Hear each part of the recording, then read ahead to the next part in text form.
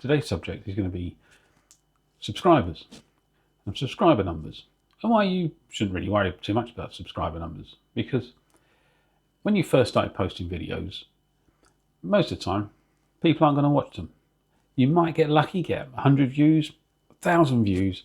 I mean, you never know. You might just kind of crack the code straight away, get 10,000, 100,000, million views, and you'll never have to watch one of these videos. But if you're watching this video, you probably haven't cracked the code, and you're probably thinking, how do I get my first 100 subscribers? How do I get my first 1,000 subscribers? And you know what? There's two things to this. Firstly, don't get obsessed with subscriber numbers. If people like your content, they will subscribe. Now, the other thing is, if you have 1,000 subscribers, when you put a video up, you're not necessarily going to get 1,000 views. In fact, I have another channel where I have, not a lot, I have 460 subscribers. I've got videos on there that have done over 25,000 views. I've got videos on there that have got 300 views. But I've got 460 subscribers. That's not me trying to flex. That's no way of flex. But what I'm trying to say is subscribers don't equal views. But the subscribers you have, you want to treat fairly. If people subscribe to your channel, they want you to provide content. Now, they're not demanding it, and and the thing is, if you don't put content out regularly, then you will see that people will unsubscribe fairly quickly. Now, my other channel, I think it's about 15 videos, maybe 20 videos. Off the top of my head, I can't remember, but I've posted those 15 to 20 videos over the space of 3 years. So that's 5 videos a year. That's not a lot. Now, I know that had I posted my videos, had I created more videos and I'd posted on a weekly basis, then I would have way more subscribers than I have now. And I'd also have a lot more views. And that's the thing, it's YouTube needs to be what you want it to be. It shouldn't be driven by other people and their demands of you. If you start a YouTube channel, it needs to be something you want to do. Otherwise, you will never continue doing it. It's hard work, it's time consuming, and it can also be quite soul destroying. And that's the thing, don't start a YouTube channel if you have any sort of self-esteem issues, because you'll be obsessing over the numbers and hitting refresh on YouTube Studio to see, have I got another view? And I'll be honest, I don't have self-esteem issues, but I do refresh the page every now and then. Have I got more views? Especially when you first upload a video.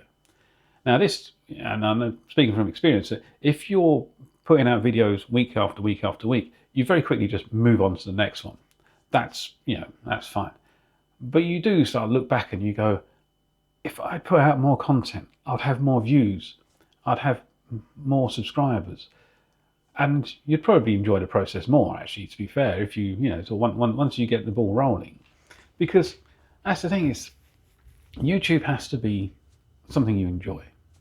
Because if you put pressure on yourself to go, I have to be a content creator and I have to have 1,000+ subscribers and I have to have the 4,000 hours of view time so I can get monetized. If you're putting that sort of pressure on yourself, then you'll probably break. Because it takes time to come up with the ideas for videos, especially if you want to do it week in, week out. And if you choose a subject, say you do cooking, showing people how to cook, you've got to think of a new recipe every week. Now, for some people, that'd be dead easy. But depending on what you want to talk about, and the videos you want to make, you've got to go, right, I need to figure out, what do my viewers want to watch? What can I make videos about? And that's the other thing. If you decide to make videos about gadgets and tech gear, no one's going to give you that stuff for free. You need to be able to kind of like self-fund your first probably 20+ videos, because unless you start making money off of YouTube immediately, you got to fund this yourself. And that also goes with buying the equipment to start making YouTube videos. Now, I know myself, I did decide that I was going to invest a little bit of money into this. I knew that I'd probably never get it back. So I went cheap. I bought a refurbished iPhone 11 for filming. I did buy a tripod for putting the camera on. I think that was about 50 quid. And I bought a wireless microphone. And that was, I think, about £80. The most expensive part was buying the iPhone. And to be honest with you, I probably could have just used the one I had, but I wanted a separate one just so that that was completely like, that is just footage, and I edit and everything, and I do everything on that phone. Hasn't even got a SIM card, just purely used for YouTube videos. Now, so I've invested about, including the phone, probably somewhere between £300 to £400. I'm fortunate enough that I can go, do you know what, I want to invest this money into myself for a hobby. So I did. Now, I mean, if you've got a fancy camera and all that sort of stuff because you happen to have that as a hobby, then, you know, go ahead and use it. I'm not saying don't use the stuff you have, but what I'm saying is don't go and spend like £1,000 buying the latest and greatest gear, because you might make 5 videos and just go, I'm not going to make any more. And okay, you can sell that stuff secondhand and you'll get some of the money back, but you know, try it first. Do it on the cheap. You know, see if you can stand in front of the camera and just talk for 5 minutes or 10 minutes and just waffle on. Yeah, because that's another skill, and I've done a video on this. It is a skill that you need to practice. You need to put the camera on. You need to start talking, and you need to sort of practice regularly, just talking to the camera. Now, I've not done this for probably a good few months now, and I know I'm out of practice because I'm constantly looking over there. I'm not looking at the camera. I'm in an R-ing, but you know what? That's perfectly fine as well, because you know what? I'm expecting this video to get probably about 10 views, and I'm fine with that.